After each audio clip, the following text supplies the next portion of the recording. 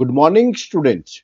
Welcome to our channel Current Affair Updated. This is Devashish Awasthi और आपको पता होगा आज हमारा न्यू मंथ स्टार्ट हो गया, दैट इज मार्च मंथ। तो आज फर्स्ट मार्च है और फर्स्ट मार्च की मैं करंट अफेयर्स आपके सामने लेके आया हूँ जो कि एमसीक्यू फॉर्मेट में होगा। आज हमारे डेली करंट अफेयर्स के लिए इंपॉर्टेंट लेक्चर है क्योंकि आज से हम मार्च मंथ की करंट अफेयर्स को स्टार्ट कर रहे हैं। ओके, तो स्टार्ट करने से पहले मैं आपसे रिक्वेस्ट करूंगा, न्यू मंथ स्टार्ट हुआ है तो वीडियो को लाइक जरूर करिएगा, इसमें हम आपके लिए और भी ऐसे लेक्चर्स बनाते रहे। ओके, तो चलिए आज के लेक्चर को स्टार्ट करते हो, देखते हैं आज के डेली करंट अफेयर्स में मार्च के फर्स्ट मार्च में क्या क्या चीजें एग्जाम के लिए इंपॉर्टेंट है।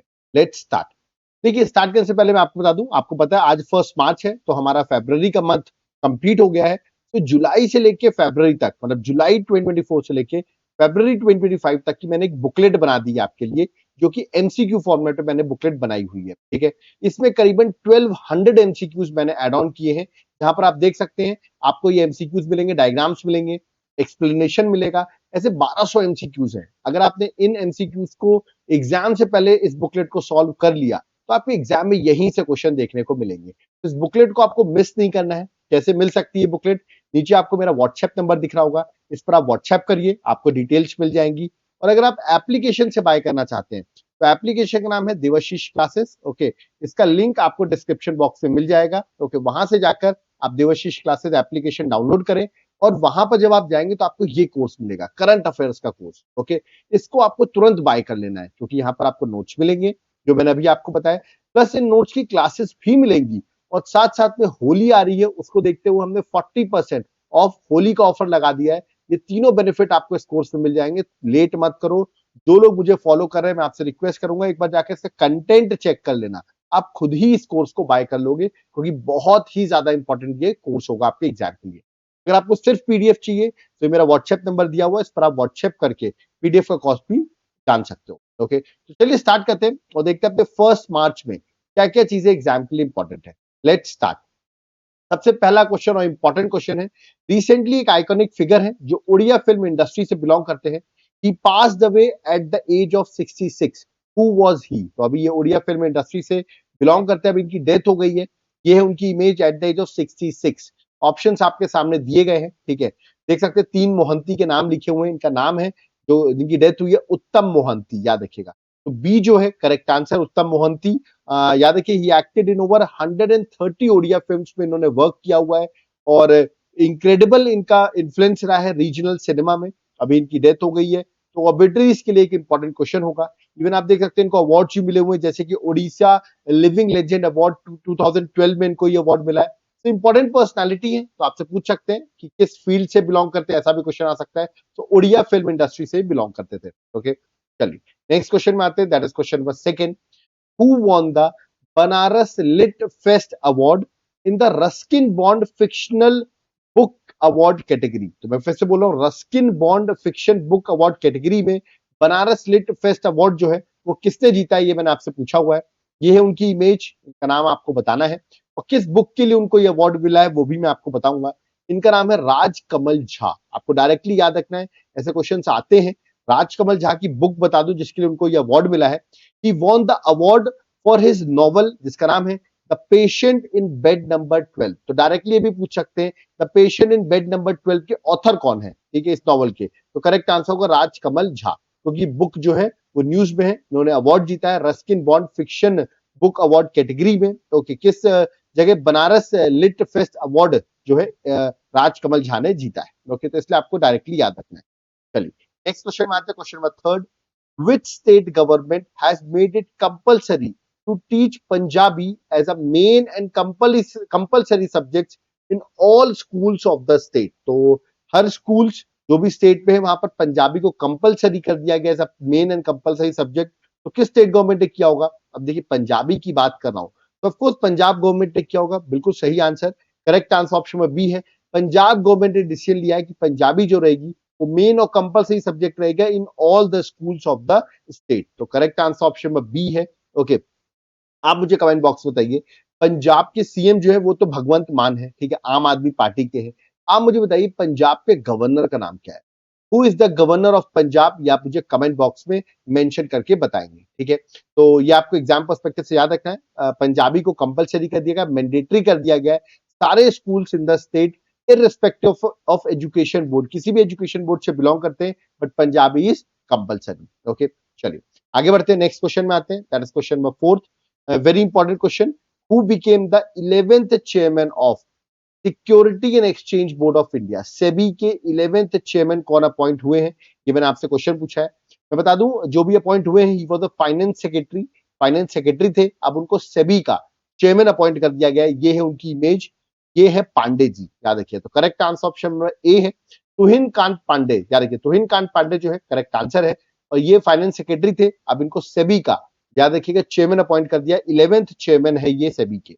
इन्होंने रिप्लेस किसको किया? इन्होंने रिप्लेस किया है माधवीपुरी बुच को, याद रखिएगा, she was the first women जो सेबी की चेयरमैन थी, उनको इन्होंने रिप्लेस कर लिया है। 3 साल के लिए इनकी अपॉइंटमेंट हुई है, 3 इयर्स के लिए। तो एग्जाम के लिए क्वेश्चन आएगा ही, क्योंकि 3 साल के अंदर आप एग्जाम दोगे तो क्वेश्चन आंसर एक कॉमन रहेगा। ठीक है, सेबी की बात करूं तो सेबी, याद रखिएगा, रेगुलेटर है, सिक्योरिटी, ये आपको याद रखना है कि सेबी जो है एक स्टैट्यूटरी बॉडी है। ठीक है, सिक्योरिटी मार्केट का रेगुलेटर है सेबी, जैसे कि आपको पता होगा बॉन्ड्स, शेयर्स, ये सब जो सोल्ड आउट होते हैं बाय ऑर्गेनाइजेशन या इंडिविजुअल्स द्वारा, तो उसको रेगुलेट जो करता है वो सेबी करता है। ठीक है, तो ये एक स्टैट्यूटरी बॉडी है। देखिए, क्रिएट तो हो गई थी ये 1988 में, है ना, as a executive body, but इसको बाद में 1982 में स्टैट्यूटरी बॉडी का स्टेटस दिया गया। तो राइट नाउ इसके लिए एक एक्ट ऑफ द पार्लियामेंट भी है, दैट इज सेबी एक्ट 1992, जिसके थ्रू इसको स्टैट्यूटरी बॉडी का स्टेटस दिया गया है। इसका हेडक्वार्टर भी मुंबई महाराष्ट्र में सिचुएटेड है। ओके, चलिए आगे बढ़ते हैं, नेक्स्ट क्वेश्चन में आते हैं, question number 5, on which date world NGO day 2025 is celebrated? तो वर्ल्ड एनजीओ डे 2025 हम कब सेलिब्रेट करते हैं? ऑप्शंस आपके सामने हैं, मैं डायरेक्टली आपको करेक्ट आंसर बताऊंगा, उसकी थीम भी बताऊंगा। वर्ल्ड एनजीओ डे हम सेलिब्रेट करते हैं, उसकी थीम क्या है? करेक्ट आंसर ऑप्शन में डी है, 27 फरवरी को हम वर्ल्ड एनजीओ डे जो है वो सेलिब्रेट करते हैं। और वर्ल्ड एनजीओ डे क्यों सेलिब्रेट कर रहे हैं? Of course appreciate and honor the contribution of non-government organization in addressing the important global issues। उसकी वजह से इन एनजीओ के लिए हम वर्ल्ड एनजीओ डे जो है वो सेलिब्रेट कर रहे हैं, इनका बहुत इंपॉर्टेंट रोल है हमारी सोसाइटी में। ओके, इस बार की थीम देखिए, थीम है empowering grass root movement for a sustainable future. तो आपको थीम भी याद रखना है, empowering grass root movement for a sustainable future जो है वो इस बार की 2025 वर्ल्ड एनजीओ डे की थीम है। चलिए नेक्स्ट क्वेश्चन में आते हैं, question number 6, on which date world civil defence day 2025 is celebrated? तो वर्ल्ड सिविल डिफेंस डे हम कब सेलिब्रेट करते हैं? ऑप्शंस आपके सामने दिए गए हैं। और आज का दिन कौन सा है? आज कहेंगे सर आज तो है 1 मार्च, बिल्कुल 1 मार्च को ही हम सेलिब्रेट करते हैं world civil defence day. Okay, अब क्यों सेलिब्रेट करते हैं? देखिए, ये हर साल 1 मार्च को सेलिब्रेट किया जाता है।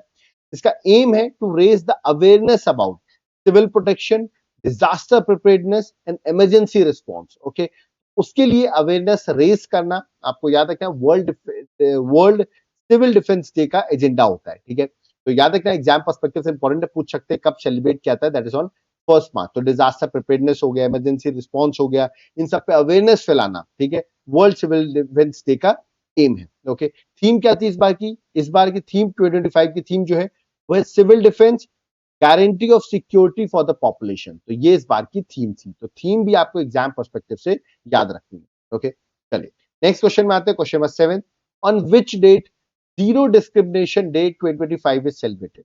हम जीरो डिस्क्रिमिनेशन डे 2025 कब सेलिब्रेट करते हैं, ये मैंने आपसे पूछा है। ऑप्शंस आपके सामने हैं, और ये भी हम उसी दिन सेलिब्रेट करें जिस दिन हम डिफेंस डे सेलिब्रेट कर रहे हैं। तो करेक्ट आंसर ऑप्शन सी है, दैट इज 1 मार्च। तो आज ही हम जीरो डिस्क्रिमिनेशन डे जो है वो सेलिब्रेट करते हैं। और डिस्क्रिमिनेशन मतलब ही क्या होता है? ऑफकोर्स इस डे का एम क्या है कि हम इक्वालिटी प्रमोट करें, ठीक है, राइट्स ऑफ द इंडिविजुअल्स जो है वो प्रमोट होनी चाहिए विदाउट एनी डिस्क्रिमिनेशन। ये इस ओवरऑल इस डे का एम होता है। ठीक है, इस बार की थीम क्या थी? थीम थी वी स्टैंड टुगेदर। याद रखिएगा, theme for 2025 for zero discrimination day is we stand together. Okay, चलिए नेक्स्ट क्वेश्चन में आते हैं, question number 8, what is the main objective of Aadhaar governance portal recently launch by central government? मैं आपको बता दूं, अभी रिसेंटली आप देखेंगे कि सेंट्रल गवर्नमेंट ने लॉन्च किया है आधार गवर्नेंस पोर्टल। ओके, तो मैंने पूछा इस गवर्नेंस पोर्टल का एम क्या है, ऑब्जेक्टिव क्या है? तो ऑप्शंस आपके सामने दिए गए, देखिए सारे आधार से रिलेटेड ही ऑब्जेक्टिव्स दिए गए, जस्ट टू कंफ्यूज यू कि करेक्ट आंसर क्या होगा। ठीक है, तो मैं आपको बता देता हूं इसका करेक्ट आंसर क्या है। इसका करेक्ट आंसर स्ट्रीमलाइन करना the approval process for Aadhaar authentication request. अभी आपने आधार ऑथेंटिकेशन बड़ा इंपॉर्टेंट है। अब आप सोचेंगे सर ये क्या होता है? लेट अस सपोज आप जब सिम लेने जाते हो, ठीक है, या आप कोई भी गवर्नमेंट एग्जाम्स भरते हो, तो आप अपना आधार कार्ड देते हो कि नहीं, आधार नंबर देते हो कि नहीं? तो आधार नंबर देते हो आप, ठीक है, तो आपका ऑथेंटिकेशन होता है, जैसे कि आपको ओटीपी आता होगा मोबाइल में, वो कहते होंगे ओटीपी बताइए, और आप ओटीपी बता देते होंगे, तब आपका ऑथेंटिकेशन हो जाता है, ठीक है? क्योंकि याद रखिएगा, आप लोगों ने जो डाटा दे रखा है वो गवर्नमेंट के पास भी वो डाटा है, तो उससे मैच होता है कि आप वही पर्सन हो कि नहीं, कि पता चला अलग पर्सन आकर वो काम कर ले, ठीक है? तो ये एक तरीके से ऑथेंटिकेशन किया जाता है। ऑथेंटिकेशन अलग-अलग तरीके से कर सकते हैं, बायोमेट्रिक के थ्रू भी कर सकते हैं, है ना? आपके फिंगरप्रिंट्स के थ्रू भी ऑथेंटिकेशन किया जा सकता है, ओटीपी के थ्रू भी ऑथेंटिकेशन किया जाता है, ठीक है? इवन आप देखिए डेमोग्राफिक के थ्रू, जैसे आपका डेट ऑफ बर्थ वगैरह पूछ के भी ऑथेंटिकेशन हो सकता है। ये चेक करने के लिए कि वही पर्सन हो कि नहीं आप। कि पता चला आधार कार्ड किसी और का फर्जी लेके आ गए हो और ऑथेंटिकेशन करा रहे हो, ठीक है? उसके नाम पर कोई गवर्नमेंट सर्विसेज वगैरह मिलती है बहुत सारी आधार कार्ड पर, तो पता चला गलत व्यक्ति ना ले जाए। तो इसलिए आधार ऑथेंटिकेशन इंपॉर्टेंट होता है, ठीक है? तो अलग-अलग जगह कहीं ओटीपी के थ्रू होता है, कहीं पर आपके बायोमेट्रिक्स लिए जाते हैं, डिपेंड करता है, ठीक है? तो इसी को आधार ऑथेंटिकेशन अप्रूवल प्रोसेस को स्ट्रीमलाइन करने के लिए गवर्नमेंट ने आधार गवर्नेंस पोर्टल जो है वो लॉन्च किया हुआ है। ओके, तो correct answer option number B है, ठीक है? इसको लॉन्च किसने किया है? Ministry of electronics and information technology ने इसको लॉन्च किया है। अब आप मुझे कमेंट बॉक्स में बताइए, इसके मिनिस्टर कौन है? Who is the minister of central में ministry of electronics and information technology के मिनिस्टर कौन है? ये आप मुझे कमेंट बॉक्स में मेंशन करके बताइए। ओके, चलिए नेक्स्ट क्वेश्चन 9th में आते हैं। Who inaugurated one nation one port initiative recently? तो वन नेशन वन पोर्ट, ठीक है, ये रिसेंटली किसने इनॉग्रेट किया है? तो मैं आपको बताऊंगा वन नेशन वन पोर्ट क्या होता है। सबसे पहले इसको इनॉग्रेट किसने किया है? इसको इनॉग्रेट किया है सर्बानंद सोनोवाल ने। क्या देखिएगा, शिपिंग मिनिस्ट्री है इनके पास, इन्होंने ही one nation one port initiative को इनॉग्रेट किया है। करेक्ट आंसर ऑप्शन में ए है, सर्बानंद सोनोवाल, जो मैंने अभी आपको बताया शिपिंग मिनिस्ट्री इनके पास है। इसका काम क्या है? ये वन नेशन वन पोर्ट है क्या? इसका मतलब यहाँ पे ये इनिशिएटिव है to standardise and streamline the port operation across India.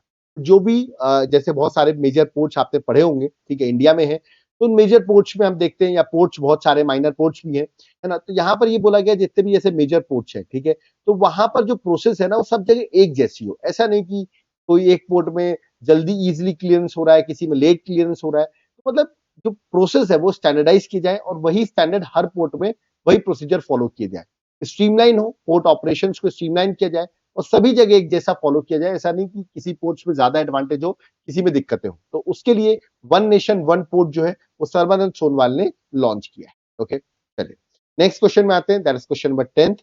ये है द प्राणी मित्र, यानी कि प्राणी मित्र एक नेशनल अवार्ड है। मैंने पूछा रिसेंटली न्यूज में था प्राणी मित्र, क्यों न्यूज में है? क्योंकि अभी अवार्ड दिया गया है। मैंने पूछा ये अवार्ड जो है प्राणी मित्र, ये किस फील्ड में दिया जाता है? प्राणी मित्र अवार्ड जो कि एक नेशनल अवार्ड है, ये मैंने आपसे पूछा, ऑप्शंस आपके सामने है, animal welfare, forest conservation, social service, science and tech. ये अवार्ड दिया जाता है एनिमल वेलफेयर, याद रखिएगा। प्राणी मित्र दिया जाता है एनिमल, नाम से प्राणी पता चल रहा है, प्राणी से आप एनिमल लगा सकते हैं। करेक्ट आंसर ऑप्शन बी है एनिमल वेलफेयर।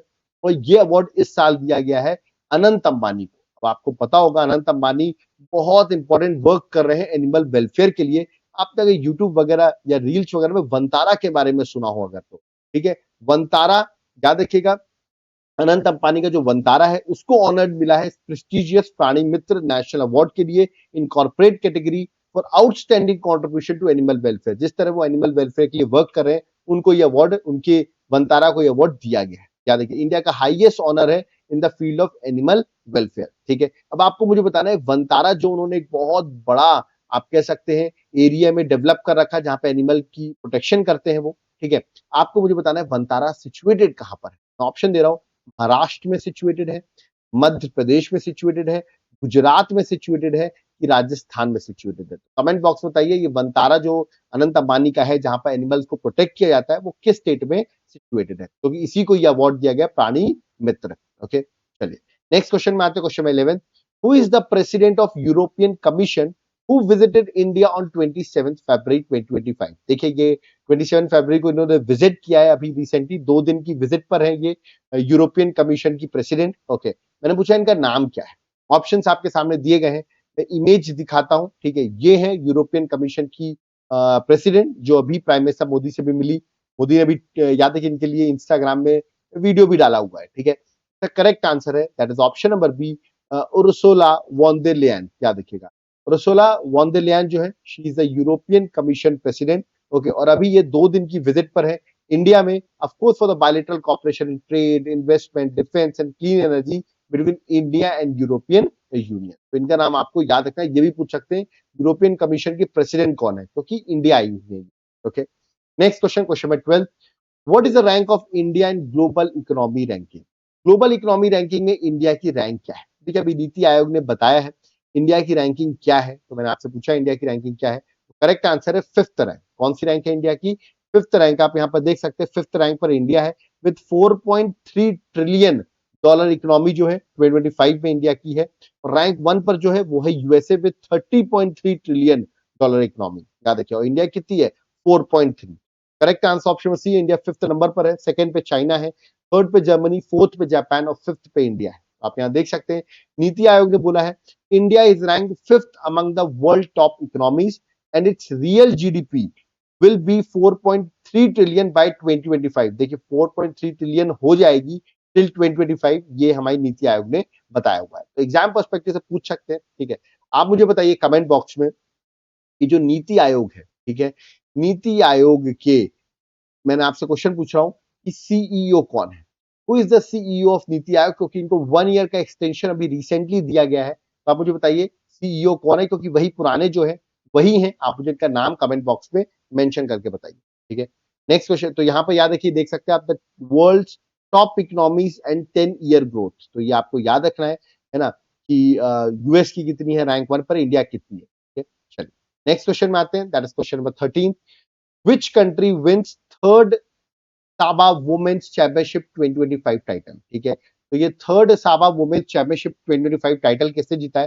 ये बता दूं मैं, बास्केटबॉल टूर्नामेंट है। ठीक है, और ये किसने जीता है? ऑप्शन देख सकते हैं, इमेज आप देख सकते हो, ये टूर्नामेंट जीता है इंडिया ने। याद रखिएगा, तो करेक्ट आंसर ऑप्शन ए है, इंडिया ने इस टूर्नामेंट को जीता है।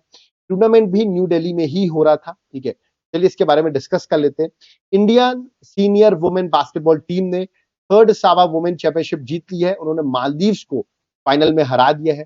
और फर्स्ट टाइम है इंडियन टीम ने पार्टिसिपेट किया इस साबा वुमेन चैंपियनशिप को। ठीक है, इसको ऑर्गेनाइज करा था साउथ एशियन बास्केटबॉल एसोसिएशन और होस्ट करा था बास्केटबॉल फेडरेशन ऑफ इंडिया, क्योंकि ये इंडिया में हो रहा था, न्यू दिल्ली में हुआ 23 से 26 फेब तक। तो आपको याद रखना है इंडिया ने इस चैंपियनशिप को जीत ली है, इंडियन वुमेन्स टीम ने। नेक्स्ट क्वेश्चन नंबर 14 पे आते हैं, who inaugurated 9th national summit on public health care at Puri Odisha? देखिए बहुत इंपॉर्टेंट क्वेश्चन हो जाता है एग्जाम के लिए, किसने इनॉग्रेट किया है? ठीक है, 9th national summit on public health care. आप सोचेंगे प्राइम मिनिस्टर मोदी ने किया होगा, नहीं, मोदी जी ने नहीं किया है। इसको किया है हमारे health minister JP Nadda ji ने। तो करेक्ट आंसर ऑप्शन बी है, जेपी नड्डा ने इनॉग्रेट किया है 9th national summit on public health care at Puri. देखिए 2 दिन का ये जो कॉन्फ्रेंस है, ठीक है, यहाँ पर क्या होगा, स्टेट्स और यूनियन टेरिटरीज को एक प्लेटफॉर्म मिलेगा जहां वो अपनी बेस्ट प्रैक्टिसेस और इनोवेशन बता पाएंगे, जो शोकेस करेंगे to address the public health challenges. जो पब्लिक हेल्थ चैलेंजेस में उन्होंने बेस्ट प्रैक्टिसेस या इनोवेशन यूज की हुई है, वहां पर टू डे कॉन्फ्रेंस में ये चीज बताई जाएंगी। ओके, तो इनको हमें जेपी नड्डा जी ने इसको इनॉग्रेट किया हुआ है।